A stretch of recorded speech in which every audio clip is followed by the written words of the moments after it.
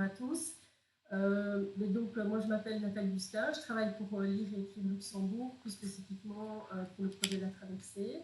Et donc, j'ai à côté de moi. Donc, moi, Yann Payol, je travaille aussi avec Nathalie. Oui. On est tous les deux responsables de projets pour Lire et Écrire Luxembourg et plus spécifiquement pour le projet La Traversée, mais également formatrice. Oui. Donc, voilà, juste faire une petite présentation d'abord de Lire et Écrire Luxembourg. Donc, Lire et Écrire Luxembourg, il s'inscrit dans le mouvement Lire et Écrire. On est une régionale parmi d'autres. Et on défend en fait, le droit à l'alphabétisation pour toutes et tous. On propose des formations donc à des apprenants. On propose autant des formations en oral qu'en écrit. Donc, on peut travailler avec des personnes francophones ou allophones. Dans chacune de nos communes, on a à chaque fois donc, des groupes oraux. On a parfois donc, des groupes débutants oraux et des groupes avancés en oral. Donc, c'est principalement nos groupes donc, allophones. Et on a une diversité aussi de nos publics. On a des demandeurs d'emploi, on a des primo-arrivants, on a des travailleurs. Donc, on a une grande diversité dans le mouvement. Et on défend aussi, donc, on est inscrit dans le mouvement d'éducation permanente. Oui. Ce qui équivaut à éducation populaire. Voilà. C'est ça. Oui. Donc, on développe vraiment une méthodologie avec tous ces processus pédagogiques atypiques qui sont ascendants par des demandes des personnes qui sont en formation chez nous.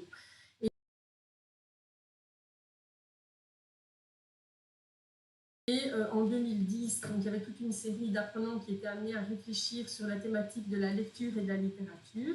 Et les questions qu'ils avaient apportées à l'époque, c'était tiens, quand on apprend à lire et à écrire, il n'y a pas de roman en tant qu'adulte qui nous parle, il n'y a rien. On doit lire avec des livres pour les enfants, pour les adolescents. Mais voilà, alors à l'époque, l'équipe, donc notre directrice et toute une équipe, avait fait des recherches et en effet, il n'y avait rien de vraiment satisfaisant.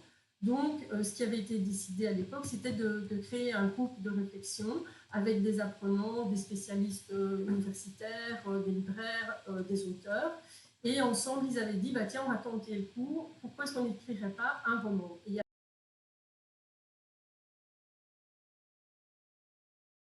le processus est vraiment spécifique parce que ce n'est pas seulement un auteur qui va essayer de se mettre à la place d'apprenant pour essayer d'écrire un roman entre guillemets facile à lire, mais le manuscrit, donc d'abord l'auteur va rencontrer des apprenants pour se rendre compte des difficultés, on va dire, mais aussi des compétences que ces personnes ont. Et puis, une fois qu'il les a rencontrés, il va alors se mettre au travail, soit avec des allers-retours avec les groupes, soit avec le groupe de base, soit il va écrire tout seul. Mais ce que vous devez savoir, c'est que le manuscrit, une fois qu'il est écrit, il va faire l'objet de relectures critiques par toute une série de groupes d'apprenants. Et donc, ces groupes, avec leurs formateurs, formatrices, vont identifier les difficultés, donc les mots de vocabulaire difficiles, les tournures de phrases compliquées, des images qui ne sont pas comprises, des passages de chapitres trop compliqués.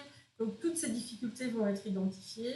Nous, notre mission à Gaëlle et à moi, c'est de rassembler toutes ces difficultés et puis de les envoyer, donc nous on sert un petit peu de jonction.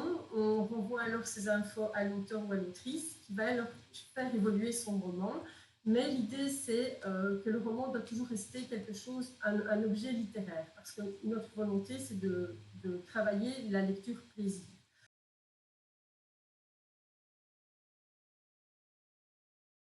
C'est tout simplement parce que on s'est rendu compte en allant sur le terrain que voilà, maintenant, on a 30 titres. Cette année, il y a 2 nouveaux romans qui vont sortir, il y a 4 processus qui sont en cours, donc la collection devient de plus en plus étoffée. Il y a des genres différents et quand on est formateur ou formatrice ou qu'on travaille avec des personnes sur le terrain, on n'a pas toujours le temps de lire tous ces romans, ni de savoir, parce qu'on s'est rendu compte malgré tout, que certains romans étaient peut-être plus complexes à aborder que d'autres. Donc on s'est dit qu'il était peut-être temps de développer toute une série de fiches pédagogiques pour les professionnels. Donc on avait beaucoup de demandes de la part de certains enseignants, de formateurs, mais aussi de médiathécaires, bibliothécaires qui doivent développer des animations